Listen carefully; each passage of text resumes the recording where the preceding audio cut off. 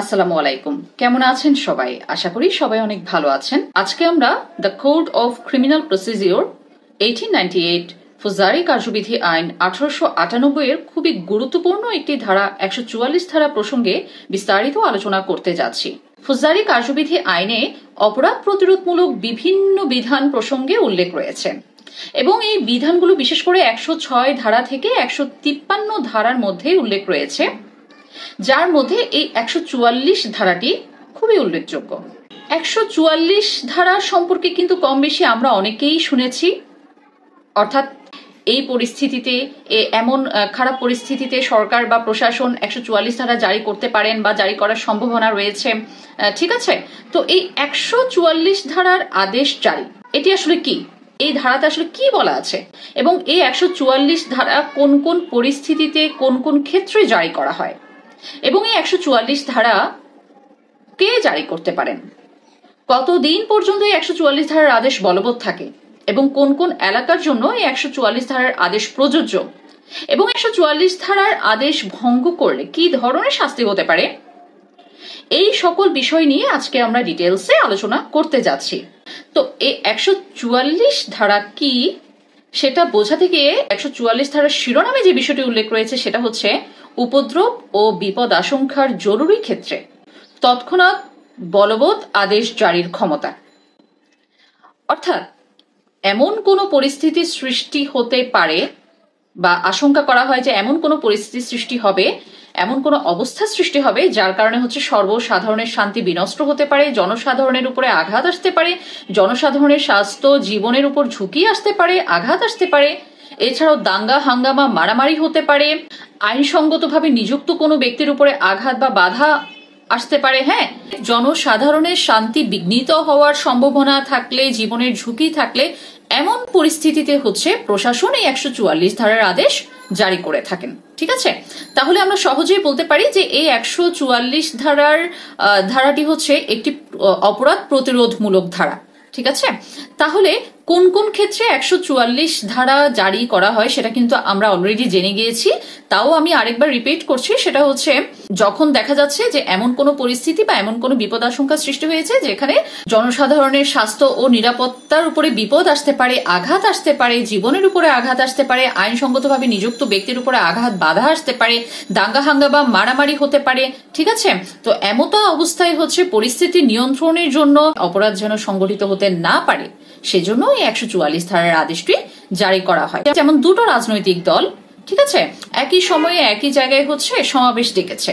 এখন খুব স্বাভাবিকভাবেই হতে পারে যে এই বিবাদমান দুটো রাজনৈতিক দলের কারণে হচ্ছে সেখানে সমাবেশের কারণে হচ্ছে সেখানে আইন শৃঙ্খলার অবস্থার অবনতি ঘটতে পারে বা সেখানে কোনো ধরনের কোনো বিশৃঙ্খলা সৃষ্টি হতে পারে, এমন কিছু হতে পারে যে সেখানে জনসাধারণের উপরে আঘাত আসতে পারে। ঠিক আছে, তো এমতো অবস্থায় প্রশাসন যেটা করে 144 ধারার আদেশ জারি করে থাকেন এবং জারি করার মাধ্যমে আইন শৃঙ্খলার অবস্থার অবনতি যেন হতে না পারে সেই প্রতিরোধমূলক ব্যবস্থা হচ্ছে 144 ধারার আদেশ জারির মাধ্যমে প্রশাসন নিয়ে থাকেন।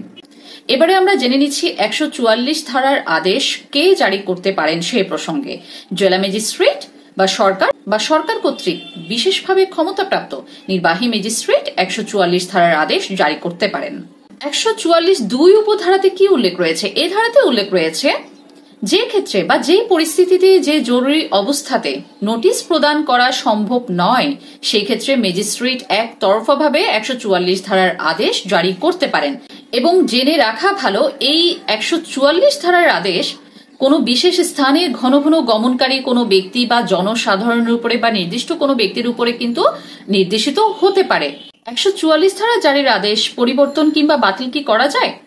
ফৌজদারি কার্যবিধি আইন 1898 এর 144(4) উপধারাতে এই প্রসঙ্গে উল্লেখ করতে গিয়ে বলা হয়েছে, ম্যাজিস্ট্রেট চাইলে নিজ বিবেচনাধীন ক্ষমতায় কিংবা নিজ ইচ্ছায় অথবা সংক্ষুব্ধ ব্যক্তির আবেদন ক্রমে 144 ধারার আদেশ পরিবর্তন করতে পারে কিংবা বাতিল করতে পারে। এর পাশাপাশি আরো একটি বিষয় জেনে রাখা ভালো, 144 ধারার আদেশ যদি তিনি বাতিল না করে থাকেন সেক্ষেত্রে সর্বোচ্চ 2 মাস পর্যন্ত এই আদেশ বলবৎ থাকবে এবং এরপর স্বয়ংক্রিয়ভাবে এই আদেশটি অকার্যকর হয়ে যাবে। তবে এই ক্ষেত্রে ব্যতিক্রম হচ্ছে সরকার যদি প্রয়োজন মনে করে তাহলে গেজেট নোটিফিকেশনের মাধ্যমে এর সময়সীমা বৃদ্ধি করতে পারেন। অর্থাৎ বিষয়টা আমি একটু বুঝিয়ে বলছি, সেটা হচ্ছে 144 ধারার আদেশ স্বাভাবিকভাবেই হচ্ছে যদি ম্যাজিস্ট্রেট কর্তৃক বাতিল করা না হয় তাহলে 2 মাস পর্যন্ত, সর্বোচ্চ 2 মাস পর্যন্ত এটি বলবৎ থাকে। এরপরে হচ্ছে স্বয়ংক্রিয়ভাবে এটি অকার্যকর হয়ে যায়। কিন্তু মানুষের জীবন, স্বাস্থ্য, নিরাপত্তার ক্ষেত্রে দাঙ্গা, হাঙ্গামা, মারামারি এই সবকিছু দমনের জন্য, আইন শৃঙ্খলা অবস্থা সুষ্ঠুভাবে বজায় রাখার জন্য সরকার যদি মনে করেন মেয়াদ আরো বাড়ানো প্রয়োজন, তাহলে সরকারি গেজেট নোটিফিকেশনের মাধ্যমে এই সময়সীমা সরকার চাইলে বৃদ্ধি করতে পারেন। আর যদি এইরূপ কোনো নির্দেশ সরকার কর্তৃক যদি দেওয়া না হয় তাহলে হচ্ছে এই 144 ধারার আদেশ সর্বোচ্চ জারি থাকবে 2 মাস পর্যন্ত। এই বিষয়টি হচ্ছে 144(6) উপধারাতে উল্লেখ রয়েছে। কোন কোন জায়গায় 144 ধারা জারি করা যায় বা যায় না, এক্ষেত্রে কি কোনো বাইন্ডিংস রয়েছে? 144 ধারার আদেশ মেট্রোপলিটন এলাকায় জারি করা যায় না।